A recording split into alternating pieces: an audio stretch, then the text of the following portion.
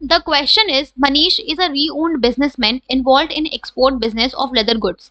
As a responsible citizen, he chooses to use jute bags for packaging instead of plastic bags. Moreover, on the advice of his friends, he decides to use jute for manufacturing aesthetic handicrafts, keeping in view the growing demand for natural goods.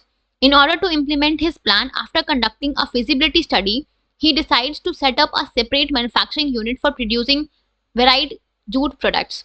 In the context of the above case, identify the type of investment decision taken by the Manish by deciding to set up a separate manufacturing unit for producing jute products.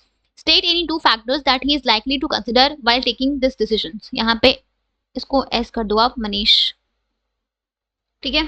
तो यहाँ पे question में given है कि मनीष जो है वो एक बहुत जाना माना बिजनेसमैन है जो कि लेदर गुड्स को एक्सपोर्ट करता है, ठीक है। एज अ रिस्पॉन्सिबल सिटीजन उसने चूज किया कि वो अपने गुड्स के पैकेजिंग के लिए जूट बैग्स को यूज करेगा इंस्टीड ऑफ प्लास्टिक बैग्स, ठीक है। अपने फ्रेंड के एडवाइस पे उसने डिसाइड किया कि वो जूट को अपने हैंडीक्राफ्ट गुड्स को मैन्युफैक्चरिंग करने के लिए भी यूज कर सकता है, ठीक है, क्योंकि मार्केट में नेचुरल गुड्स की डिमांड बढ़ रही है। तो अपने इस प्लान को इम्प्लीमेंट करने के लिए और उसने फिजिबिलिटी स्टडी कंडक्ट करी और देन उसने डिसाइड किया कि उसको एक सेपरेट यूनिट स्टैब्लिश करना पड़ेगा जूट के प्रोडक्ट्स को मैन्युफैक्चर करने के लिए।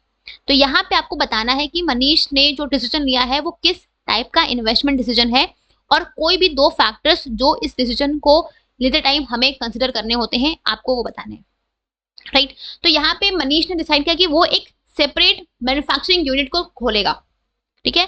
तो यहाँ पे जो डिसीजन इन्वॉल्व है वो है आपका लॉन्ग टर्म इन्वेस्टमेंट डिसीजन, क्योंकि यहाँ पे उसने एक अलग से मैन्युफैक्चरिंग यूनिट खोलने की बात करी है, मतलब कि आपको एक अलग से पूरी यूनिट आप बनाओगे, राइट। यानी कि आपको नया बिल्डिंग चाहिए, प्लांट चाहिए, रॉ मटेरियल चाहिए, इक्विपमेंट चाहिए, मशीनरी चाहिए, टेक्नोलॉजी चाहिए, राइट। तो यहाँ पे आपको फिक्स एसेट्स में इन्वेस्टमेंट करने की जरूरत है, राइट। तो यहाँ पे जो डिसीजन मनीष को लेना है वो है आपका long term investment decision which is concerned with the investment in the fixed assets such as land, building, plant and machinery, ठीक है। तो यहाँ पे the decision taken by Manish is long term investment और say capital budgeting decision, ठीक है। Second part question का क्या है कि कोई भी दो फैक्टर्स जो आपको इस डिसीजन को लेते टाइम कंसिडर करने हैं आपको वो बताने हैं। तो दो फैक्टर्स कौन कौन से हैं? सबसे पहला फैक्टर क्या है, यहाँ पे लिख लो फैक्टर्स। पहला है आपका cash flow from the project, cash flow from the project.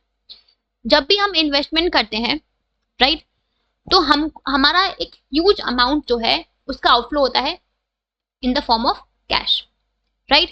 तो यहाँ पे हम ये चीज एक्सपेक्ट करते हैं कि जब हम इन्वेस्टमेंट कर रहे हैं और हमारा ह्यूज अमाउंट इन्वॉल्व है उस इन्वेस्टमेंट में, तो हमें उस प्रोजेक्ट से एक सर्टेन टाइम पीरियड के बाद कुछ कैश हम उससे जनरेट कर पाए, राइट।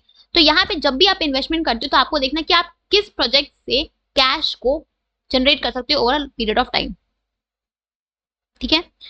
ये जो आपके कैश फ्लो सकती है it can be in the form of cash receipts, ठीक है।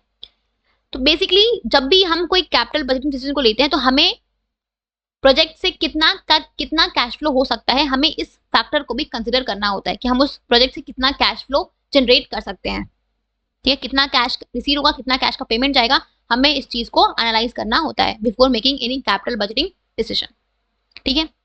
दूसरा फैक्टर होता है वो होता है आपका rate of return, rate of return.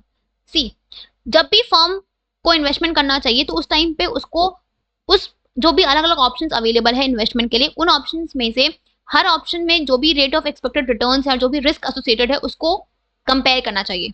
और अगर मान लो कि अंडर नॉर्मल सर्कमस्टांसेस किसी भी बिजनेस को वो आपका प्रोजेक्ट चूज करना चाहिए जिसमें आपको मैक्सिमम रेट ऑफ रिटर्न मिले, बिकॉज इन्वेस्टमेंट का मेन पर्पस क्या है कि आप उससे मैक्सिमम रिटर्न को अर्न कर पाओ, राइट। तो आपको अंडर नॉर्मल सर्कमस्टांसेस आपको डेफिनेटली वो ऑप्शन चूज करना चाहिए जहां से आपको मैक्सिमम रिटर्न मिल पाए, बट आपको एक रिस्क फैक्टर भी कंसिडर करना चाहिए इस पॉइंट ऑफ टाइम पे, ठीक है।